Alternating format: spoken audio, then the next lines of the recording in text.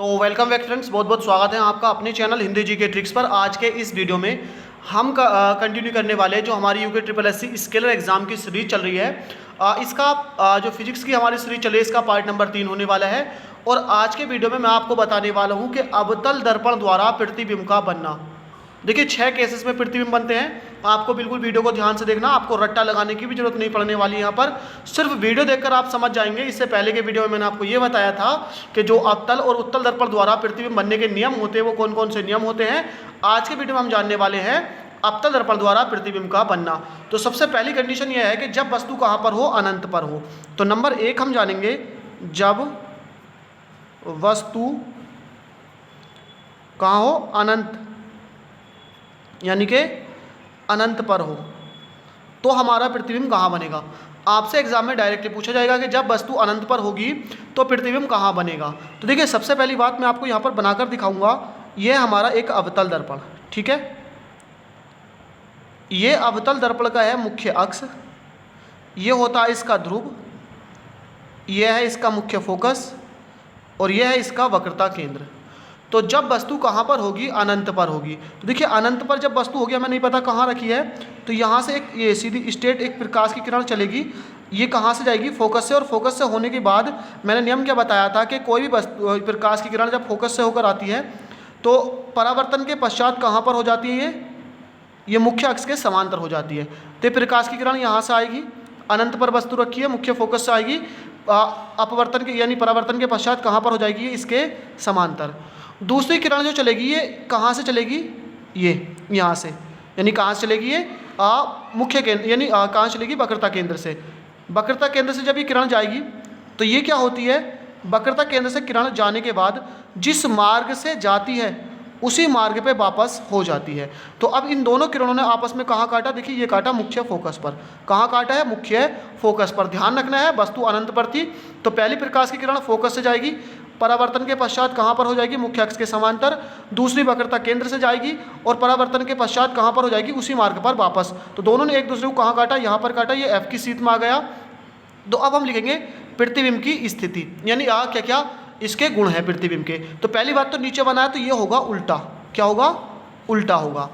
और उल्टा हमेशा क्या होता है, वास्तविक होता है।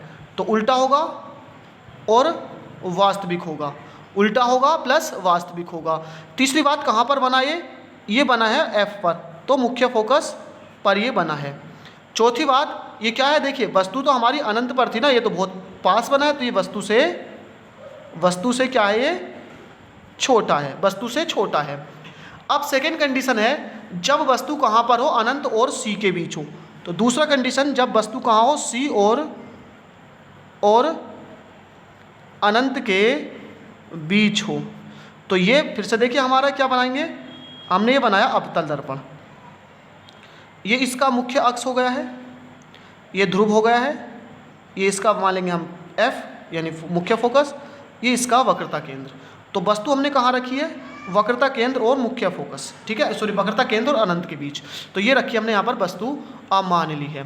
तो अब यहाँ जो इसकी प्रकाश की किरण चलेगी, क्या बताया था नियम कि कोई भी प्रकाश की किरण जो मुख्य अक्ष के समांतर जाती है तो परावर्तन के पश्चात ये मुख्य फोकस से होकर जाती है। कहाँ से जाती है, मुख्य फोकस से होकर जाती है। अब दूसरी जो इसकी किरण जाएगी वो कहाँ से जाएगी, वक्रता केंद्र से। तो वक्रता केंद्र से ये किरण जाएगी, देखिए स्केल नहीं है तो ये थोड़ा टेढ़ा बन रहा है, ये यहाँ से, ठीक है। वक्रता केंद्र से जाएगी तो जिस मार्ग से जाएगी उसी मार्ग पर वापस आ जाएगी। तो इन दोनों किरणों ने कहाँ काटा, यहाँ पर काटा है, ये काटा है यहाँ पर। तो बस अब हम इसके गुण लिखेंगे, प्रतिबिंब कैसा बनेगा। तो पहला जो गुण होगा, देखिए नीचे बना है तो उल्टा है, उल्टा है। दूसरी बात उल्टा क्या होगा, वास्तविक होगा, तो वास्तविक है। तीसरी बात पहले वाला एफ पर बना था, ये देखिए सी और एफ के बीच है। तो तीसरी बात है सी और एफ के बीच। चौथा जो गुण है क्या है, देखिए वस्तु तो हमने यहाँ रखी थी, प्रतिबिंब इससे पहले मिला, मतलब वस्तु से छोटा, वस्तु से छोटा। अब तीसरी बात करते हैं हम, जब वस्तु कहाँ पर हो, सी पर हो। जब वस्तु कहाँ हो, सी पर हो। तो देखिए तीसरा प्रतिबिंब हम देखेंगे जब वस्तु कहाँ हो, सी पर हो, यानी वक्रता केंद्र पर हो। तो ये होगा हमारा अवतल दर्पण। ये होगा इसका मुख्य अक्ष, ये होगा इसका ध्रुव, ये होगा इसका मुख्य फोकस और ये होगा इसका वक्रता केंद्र। तो सी पर हमने रखी वस्तु ये। तो वही जो ये पहली प्रकाश की किरण मुख्य अक्ष के समांतर जाएगी, ये क्या होगा, परावर्तन के पश्चात ये कहाँ जाएगी, एफ से होकर जाएगी, ये गई और ये यहाँ आ गई। दूसरी किरण देखिए, क्योंकि ये सी पर है, तो जब सी पर है तो ये वाली यहाँ से प्रकाश की किरण जाएगी और इससे परावर्तन के पश्चात ये कहाँ हो जाएगी, मुख्य अक्ष के समांतर हो जाएगी, ये हो गई मुख्य अक्ष के समांतर। तो अब दोनों किरणों ने कहाँ काटा है, यहाँ पर काटा। आप देखेंगे ये काटा यहाँ, ये कहाँ है, देखिए बिल्कुल सी पर है, बिल्कुल सी पर है, ठीक है, बिल्कुल सी की सीट में काटा है एक दूसरे को। तो अब इसके जो गुण होंगे, देखिए नीचे बना है, नीचे बना है तो उल्टा होगा, और मैंने बताया जो उल्टा होता वो वास्तविक होता है। तीसरी बात देखिए, ये सी और एफ के बीच था, ये पूरा पूरा सी पर बना है तो सी पर बनेगा, सी पर बनेगा।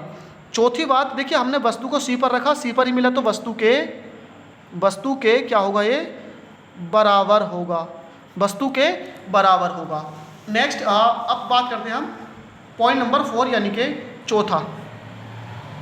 चौथी स्थिति में हम जानेंगे जब वस्तु कहाँ पर हो, सी और एफ के बीच, क्योंकि जो तीसरी स्थिति में हमने देखा वस्तु कहाँ पर थी, सी पर थी। तो जब वस्तु सी और एफ के बीच हो, सी और एफ के बीच हो, तो ये होगा हमारा अवतल दर्पण, ये होगा हमारा मुख्य अक्ष, ये ध्रुव, ये मुख्य फोकस और ये वक्रता केंद्र। तो कहाँ रखी जाएगी वस्तु, सी और एफ के बीच रखी जाएगी। हमने वस्तु रखी सी और एफ के बीच। तो अब यहाँ पर पहले जो प्रकाश की किरण देखिए मुख्य अक्ष के समांतर जाएगी, अवतल दर्पण से परावर्तन के पश्चात कहाँ से जाएगी, होकर ये निकल जाएगी, ठीक है, मुख्य फोकस से होकर ये निकल गई। दूसरी प्रकाश की किरण यहाँ से जाएगी मुख्य फोकस से, ये गई, ठीक है, और दर्पण से परावर्तन के पश्चात ये मुख्य अक्ष के समांतर हो जाएगी। तो कहाँ पर काटा है इसने, देखिए यहाँ पर काटा है, ठीक है, कहाँ काटा है, यहाँ पर, और ये कहीं यहाँ पर प्रतिबिंब बनेगा, सी और अनंत के बीच बनेगा, सी और अनंत के बीच इसने काटा है। तो पहला गुण होगा देखिए, क्योंकि नीचे है तो क्या होगा, उल्टा होगा, क्या होगा, उल्टा होगा। और जो उल्टा होता है, मैंने आपको बताया जो उल्टा होता है वो कैसा होता है, वास्तविक होता है, तो वास्तविक होगा, उल्टा और वास्तविक होगा। तीसरी बात कहाँ बनेगा, ये सी के बाद और अनंत से पहले, तो सी और अनंत के बीच बनेगा। चौथी बात, वस्तु से छोटा या बड़ा होगा, तो देखिए वस्तु यहाँ थी, प्रतिबिंब यहाँ बना, दूर बना, तो वस्तु से बड़ा प्रतिबिंब बनेगा।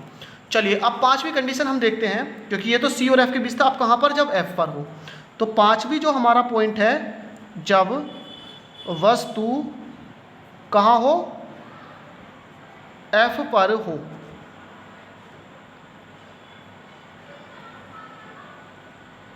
ये हमारा दर्पण आ गया, ये मुख्य अक्ष, ये ध्रुव, ये फोकस और ये वक्रता केंद्र। तो वस्तु कहाँ रखी हमने, यहाँ रखी। कहाँ रखी, एफ पर हमने वस्तु को रखा है, एफ पर। तो अब यहाँ से देखिए, ये पहली प्रकाश की किरण जाएगी, दर्पण से परावर्तन के बाद ये एफ से होकर निकल जाएगी, ये यहाँ से आ जाएगी। दूसरी प्रकाश की किरण कहाँ से चलेगी, ये चलेगी सी से, ठीक है, ये जिस मार्ग से जाएगी, ये यहाँ पर हमारा दर्पण होगा इस तरह से, उसी मार्ग पर वापस आ जाएगी। तो अब देखिए यहाँ पर ये इस तरह से चल रही है, हमें नहीं पता ये पीछे जाकर कहाँ पर मिलने वाली है, नहीं पता हमें कहाँ पर ये मिलने वाली है। तो पहली बात ये हमको ध्यान रखना है कि जो हमारा प्रतिबिंब बनेगा, देखिए क्योंकि ये गई किरण तो ये नीचे बनेगा, नीचे, तो नीचे बनेगा तो क्या होगा, ये उल्टा होगा, नीचे उल्टा होगा। दूसरा उल्टा होता है वास्तविक, तो वास्तविक होगा। तीसरा पॉइंट हम ये लिखते हैं बनेगा कहाँ, तो ये बनने वाला है अनंत पर, क्योंकि देखिए यहाँ पर तो काट देता सी और अनंत के बीच इस वाले में, है ना, इसमें कहीं काटा नहीं, हमें नहीं पता कहीं नहीं काटा, तो कहाँ बनेगा, अनंत पर बनेगा, अनंत पर बनेगा। और चौथा पॉइंट वस्तु से क्या बनेगा, ये बड़ा बनेगा, वस्तु से बड़ा होगा। क्यों बनेगा वस्तु से बड़ा, क्योंकि हमने देखा देखिए वस्तु यहाँ थी और प्रतिबिंब बहुत दूर बनना है। अब पांचवा जो छठा केस इसका आने वाला है वो है वस्तु जब कहाँ पर हो। देखिए अभी तो हमने एफ पर देखा था ना, अब एफ और जब वस्तु पी के बीच हो। एक केस ये हो सकता है, तो पॉइंट नंबर 6 है जब वस्तु F और P के बीच हो।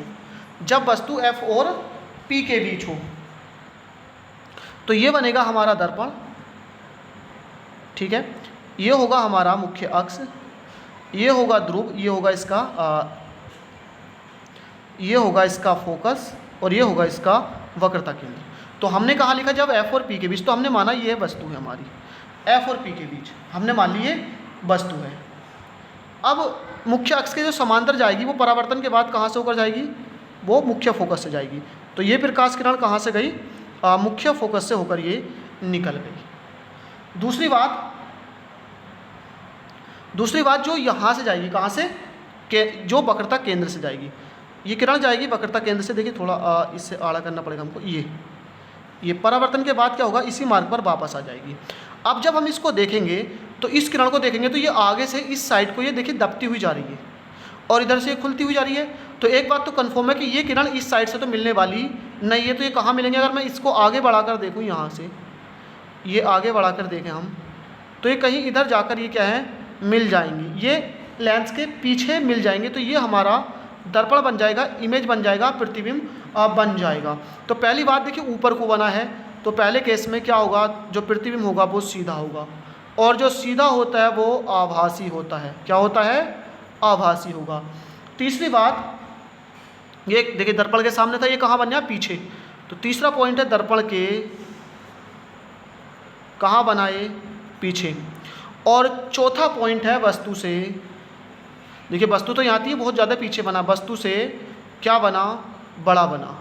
तो फ्रेंड्स ये मैंने 6 प्रकार के आपको आज दिखाए हैं अवतल दर्पण द्वारा प्रतिबिंब का बनना।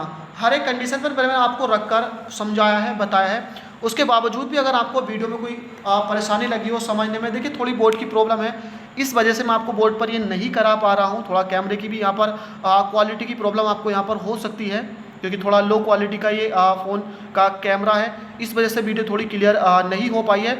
लेकिन मैं उम्मीद करता हूँ कि जो बात आपको समझनी थी वो समझ में आ गई होगी। अगर फिर भी आपको समझ में नहीं आई हो तो आप कमेंट कर दीजिएगा। नेक्स्ट वीडियो जब मैं लाऊंगा उत्तल दर्पण द्वारा प्रतिबिंब का बनना, तो इस वीडियो को मैं वहाँ पर आपको रिपीट कर समझा दूँगा। तो thank you for watching, support करते रहिए, मिलते हैं नेक्स्ट वीडियो में।